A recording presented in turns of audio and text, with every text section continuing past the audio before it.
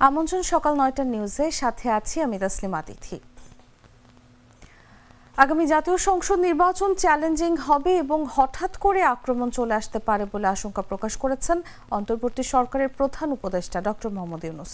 বুধবার রাষ্ট্রীয় অতিথি ভবন যমুনায় অন্তর্বর্তী সরকারের প্রধান উপদেষ্টা ডক্টর মোহাম্মদ ইউনূসের সভাপতিত্বে অনুষ্ঠিত জাতীয় নির্বাচনের প্রস্তুতি নিয়ে উচ্চ পর্যায়ের বৈঠকে দেয়া বক্তব্যে তিনি এসব কথা বলেন।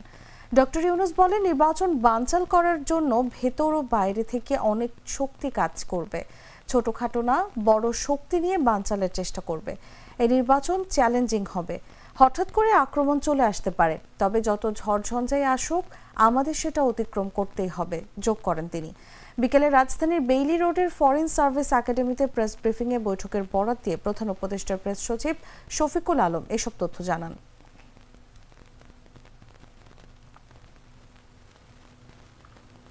প্রধান উপদেষ্টার প্রেস সচিব শফিকুল আলম জানিয়েছেন, ভোটের তারিখ নির্বাচন কমিশনই ঘোষণা করবে।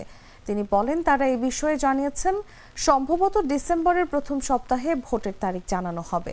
প্রেস সচিব স্পষ্ট করে বলেন, আমাদের পক্ষ থেকে নির্বাচনের সম্ভাব্য তারিখ ঘোষণার কিছু নেই। আমরা আগেও বলেছি জাতীয় সংসদ নির্বাচন ফেব্রুয়ারির প্রথমার্ধে অনুষ্ঠিত হবে। বুধবার রাজধানীর বেইলি রোডের ফরেন সার্ভিস একাডেমিতে এক প্রেস ব্রিফিংয়ে তিনি এসব কথা বলেন। সেখানে তিনি আরও জানান, আগের 3টি জাতীয় নির্বাচনে দায়িত্ব পালন করেছেন এমন কর্মকর্তারা এবার দায়িত্ব থেকে বিরত থাকবেন। এছাড়া নিজের জেলা বা নিকট আত্মীয় প্রার্থী থাকলে সেই এলাকাতেও দায়িত্ব পালন করা যাবে না।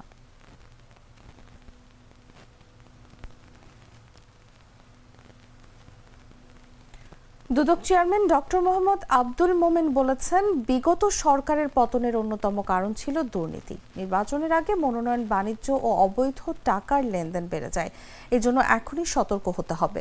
সোমবার চুয়াডাঙ্গায় দুর্নীতি দমন কমিশনের গণশুনানি অনুষ্ঠানে তিনি এসব কথা বলেন। তো আমার মনে হয় আমরা যদি দুর্নীতির উৎস অনুসন্ধান করতে থাকি তাহলে দেখা যাবে মাদকও একটা গুরুত্বপূর্ণ এবং অন্যতম একটা বিষয়। আপনারা সবাই যদি সচেতন থাকেন, আমরা মাদক ব্যবসায়ীদেরও আমরা প্রতিহত করতে পারবো। আমরা এখন দেশের এমন একটা পর্যায়ে এসেছি, সামনে নির্বাচন। আমাদের অন্তর্বর্তীকালীন সরকারের প্রধান অধ্যাপক মোহাম্মদ ইউনূস অত্যন্ত স্পষ্টভাবে সুনির্দিষ্টভাবে বলেছেন, আমরা চাই সুন্দর একটি নির্বাচন হোক, উৎসব মুখর পরিবেশে একটি সুন্দর নিরপেক্ষ নির্বাচন হোক।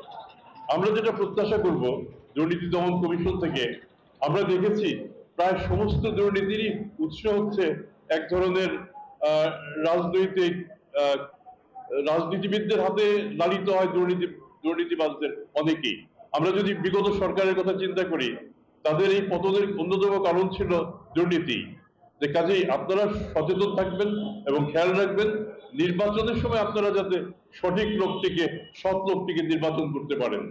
এবং নির্বাচন সংক্রান্ত যেসব অপরাধ, এগুলি আপনারা জানেন, আপনার নমিনেশন বাণিজ্য থেকে শুরু করে অন্যান্য অনেক ধরনের বাণিজ্য হয়। নির্বাচনকালীন সময় অবৈধ টাকার লেনদেন অনেকভাবে বেড়ে যায়। তো সেগুলি যদি সতর্ক থাকেন, আমি বিশ্বাস করি আমরা আগামী দিনে আমরা ভালো জনপ্রতিনিধি পাবো এবং তারা সত্যিকার ভাবে কল্যাণকর সরকার। ইসলামী বিশ্ববিদ্যালয়ের শিক্ষক কর্মকর্তাদের জন্য নির্মিত ডরমেটরি 2 দখল করে অবৈধভাবে বসবাসের অভিযোগ উঠেছে কয়েকজন শিক্ষক কর্মকর্তার বিরুদ্ধে। অভিযুক্তদের মধ্যে রয়েছেন উপাচার্য ও বাসা বরাদ্দ কমিটির আহ্বায়ক অধ্যাপক ডক্টর এম ইয়াকুব আলী। ভবনটি নির্মাণের 3 বছর পার হলেও এখনও বৈধ বরাদ্দ দেওয়া হয়নি। 2023 সালের 21 জুন শিক্ষক কর্মকর্তাদের একটি অংশ তালা ভেঙে 16টি কক্ষ দখল করেন। এতে প্রায় 9 লাখ টাকার বেশি ভাড়া বকেয়া হয়েছে। প্রশাসন 30 কার্যদিবসের মধ্যে বাসা ছাড়ার নির্দেশ দিলেও কেউ তা মানেননি।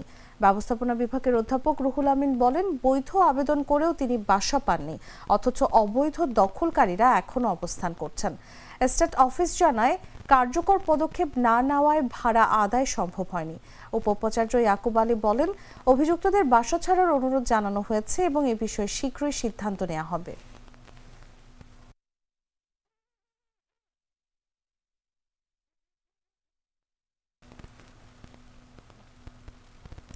ময়মনসিংহ মেডিকেল কলেজ হাসপাতালে অভিযান চালিয়ে 18 দালাল আটক করেছে র্যাব। পরে তাদেরকে বিভিন্ন মেয়াদে কারাদণ্ড দিয়েছেন ভ্রাম্যমাণ আদালত। এছাড়া একজনকে জরিমানা করে ছেড়ে দেওয়া হয়েছে। বুধবার সকাল থেকে দুপুর পর্যন্ত অভিযান চালিয়ে হাসপাতালের জরুরি বিভাগ, বহির্বিভাগ, অন্তর্বিভাগ সহ বিভিন্ন স্থান থেকে তাদের আটক করা হয়। পরে ময়মনসিংহ জেলা প্রশাসনের নির্বাহী ম্যাজিস্ট্রেট মোহাম্মদ রাশিদ খান সুশান তাদের কারাদণ্ড দেন। আটকরা তারা ময়মনসিংহ সদর উপজেলা সহ জেলার বিভিন্ন এলাকার বাসিন্দা। ময়মনসিংহ র্যাব 14 সদর দপ্তরের উপ অধিনায়ক রাশেদ রাহাত বলেন, আটকরা দীর্ঘদিন ধরে চিকিৎসা নিতে আসা রোগীদের নানা কৌশলে বাইরের ক্লিনিক, হাসপাতাল ও ডায়াগনস্টিক সেন্টারে নিয়ে যেতেন। এতে রোগীরা প্রতারিত ও আর্থিক ক্ষতিতে পড়েন। জনস্বার্থে এই ধরনের অভিযান অব্যাহত থাকবে। ময়মনসিংহ মেডিকেল কলেজ হাসপাতালের উপপরিচালক ডাক্তার মোহাম্মদ জাকিউল ইসলাম বলেন, হাসপাতালে শয্যার চেয়ে রোগী ভর্তি থাকায় দালালদের উৎপাত বেড়েছে। দালালদের খপ্পরে অনেকেই ক্ষতিগ্রস্ত হন, ফলে সবাইকে সচেতন থাকতে হবে।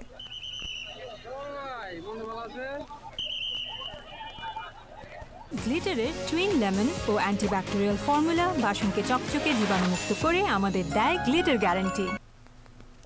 চুয়াডাঙ্গায় ছেলের মৃত্যু শোক সইতে না পেরে আত্মহত্যার চেষ্টা করেছেন এক বৃদ্ধা। বুধবার সকালে চুয়াডাঙ্গা শহরের কদমতলা রেল লাইনে ঘটনা ঘটে। স্থানীয়রা জানায়, চুয়াডাঙ্গার হাজরাহাটি গ্রামের স্কুল শিক্ষক মোহাম্মদ জাহাঙ্গীর হোসেন সকালে স্ট্রোকে মারা যান।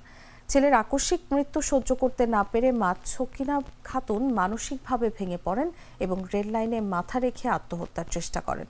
রাজশাহী থেকে খুলনাগামী সাগরদাড়ি এক্সপ্রেসের চালক বিষয়টি দেখে দ্রুত ট্রেন থামিয়ে দেন। পরে স্থানীয়রা ছুটে এসে তাকে নিরাপদে সরিয়ে নেন। ছকিনা খাতুন বলেন, ছেলেকে হারানোর কষ্টে আমি বাঁচতে চাইনি। এ ঘটনায় চুয়াডাঙ্গা রেলওয়ে পুলিশের এসআই জগদীশ কুমার জানান, ট্রেন চালক ও স্থানীয়দের তৎপরতায় ওই বৃদ্ধা প্রাণে রক্ষা পেয়েছেন।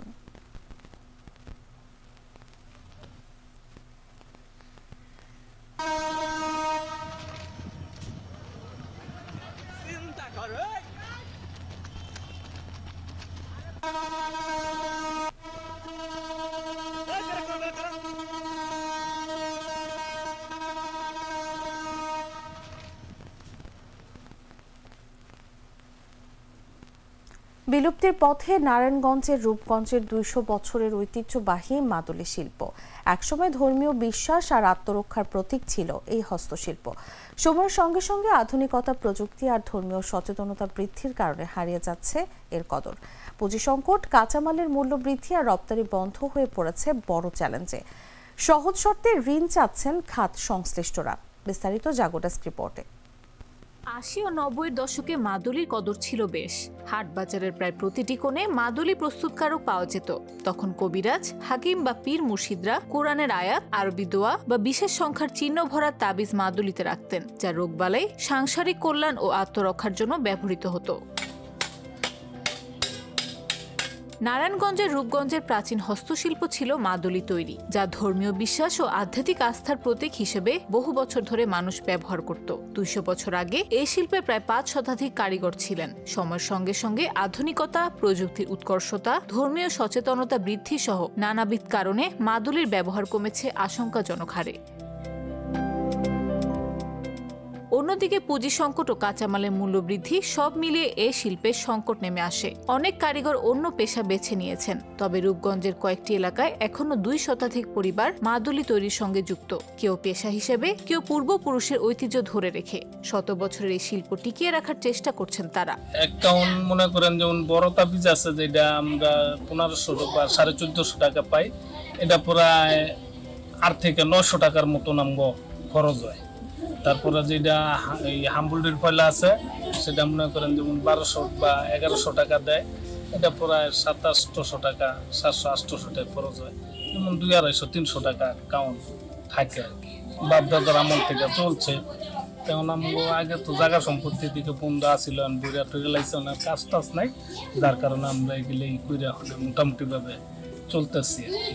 এই শিল্পের প্রবীণ ও নবীন কারিগরদের কণ্ঠে কেবলই হতাশা। রপ্তানি প্রায় বন্ধ হয়ে যাওয়ায় আগের তুলনায় আয় কম, পরিশ্রম বেশি, আর পুঁজির অভাবে নতুন প্রজন্ম এ পেশায় আসতে অনাগ্রহী। বাবার বাবা তো করছে, তারপর আমার বাবা, তারপর আমরা তো 200 বছর 3 পুরুষ গেলে 200 বছর ওই বই আমার মনে হয় প্রায় 30-35 বছর। আর এই কাজে আমার লাভ হয় না এরকম। খাত সংশ্লিষ্টরা বলছেন, সহজ শর্তে ঋণ সহ কিছু সরকারি উদ্যোগ ও সুবিধা দিলে টিকিয়ে রাখা যেতে পারে এই ঐতিহ্যবাহী মাদুলি শিল্পকে। এদিকে ঐতিহ্যবাহী এই শিল্পকে টিকিয়ে রাখতে দ্রুত ব্যবস্থা নেওয়ার কথা জানান উপজেলা নির্বাহী কর্মকর্তা। রূপগঞ্জের মাদুলি শিল্পের বর্তমান দুরবস্থার পেছনে সামাজিক, অর্থনৈতিক ও সাংস্কৃতিক নানা পরিবর্তনের প্রভাব রয়েছে। এখন সময় এসেছে এই শিল্পটিকে সংরক্ষণের বিষয়ে নতুন করে ভাববার, এমনটাই মত সংশ্লিষ্টদের। 24শে জুলাই হত্যাকাণ্ডের দায় নেবেন না বলে জানিয়েছেন ভারতে আশ্রয় নেওয়া বাংলাদেশের ক্ষমতাচ্যুত প্রধানমন্ত্রী শেখ হাসিনা। ব্রিটিশ সংবাদ মাধ্যম ইন্ডিপেন্ডেন্টকে দেয়া সাক্ষাৎকারে কথা জানান তিনি। সাক্ষাৎকারে যখন হাসিনাকে জিজ্ঞেস করা হয় নিহত বিক্ষোভকারীদের পরিবারের কাছে তিনি ক্ষমা চাইবেন কিনা, জবাবে হাসিনা বলেন, আমি আমাদের প্রতিটি সন্তান, ভাই, বোন ও বন্ধুর মৃত্যুতে শোক প্রকাশ করছি। আমি তাদের প্রতি আমার সমবেদনা জানাতে থাকব। তবে হাসিনা দৃঢ়ভাবে দাবি করেন তিনি কখনো পুলিশকে গুলি চালানোর নির্দেশ দেননি। হাসিনা বলেন তিনি কোনো হত্যাকাণ্ডের দায় ব্যক্তিগতভাবে নেবেন না এবং তিনি 24-এর গণঅভ্যুত্থানকে একটি সহিংস বিদ্রোহ বলে আখ্যায়িত করেন। এক প্রশ্নের জবাবে হাসিনা বলেন, একজন নেতা হিসেবে আমি সার্বিকভাবে দায় স্বীকার করি, কিন্তু এই অভিযোগ যে আমি গুলি চালানোর নির্দেশ দিয়েছিলাম এটি সম্পূর্ণ ভুল। হাসিনার দাবি অনির্বাচিত অন্তর্বর্তী সরকারের মাধ্যমে আওয়ামী লীগকে ইচ্ছাকৃতভাবে নির্বাচনে অংশগ্রহণের সুযোগ থেকে বঞ্চিত করা হচ্ছে।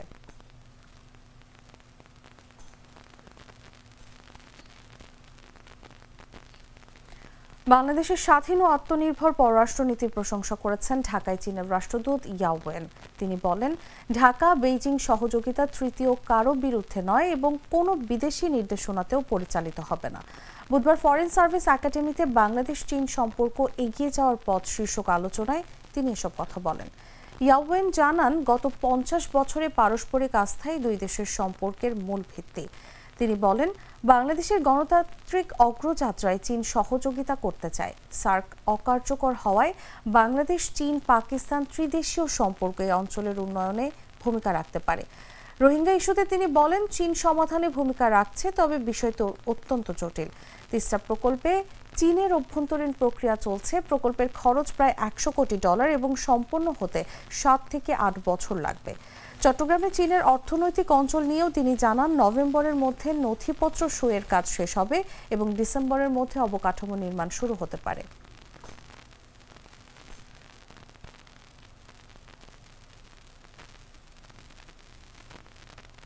জানাবো খেলার খবর।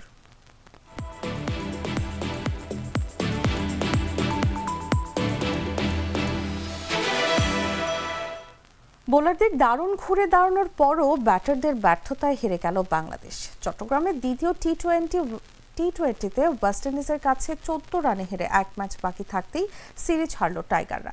প্রথমে ব্যাট করে ওয়েস্ট ইন্ডিজ তোলে 9 উইকেটে 149 রান। একসময় 11 ওভার শেষে তাদের স্কোর ছিল 1 উইকেটে 106। সেখান থেকে দারুণভাবে ম্যাচে ফেরে বাংলাদেশ। নাসুম আহমেদ, রিশাদ হোসেন ও মোস্তাফিজুর রহমানের ঘূর্ণি বোলিংয়ে শেষ পর্যন্ত 150 ছুঁতেও পারেনি অতিথিরা। মোস্তাফিজ নেন 3 উইকেট, নাসুম ও রিশাদ পান 2টি করে। রান তারাই শুরুতেই বিপর্যয়ে পড়ে বাংলাদেশ। সাইফ হাসান 5 ও লিটন দাস 23 রান করে ফেরেন। তাওহিদ হৃদয় 12 রান করে আউট হন। তানজিদ হাসান তামিম এক প্রান্তে লড়াই করে 48 বলে 61 রান করলেও অন্য প্রান্ত থেকে কেউ সহযোগিতা করতে পারেননি। শেষ পর্যন্ত নির্ধারিত 20 ওভারে 8 উইকেটে 135 রানে থামে বাংলাদেশের ইনিংস। ওয়েস্ট ইন্ডিজের রোমিও শেফার্ড ও আকিল হোসেন নেন 3টি করে উইকেট। ফলে 14 রানের জয় নিয়ে সিরিজ নিশ্চিত করে ক্যারিবীয়রা।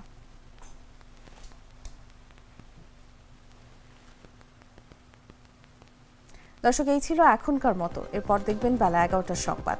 প্রতি মুহূর্তে সর্বশেষ খবর জানতে ভিজিট করুন jagunews24.com। ফলো করুন আমাদের ভেরিফাইড ফেসবুক পেজ এবং সাবস্ক্রাইব করুন জাগো নিউজের ইউটিউব চ্যানেল। ধন্যবাদ সবাইকে।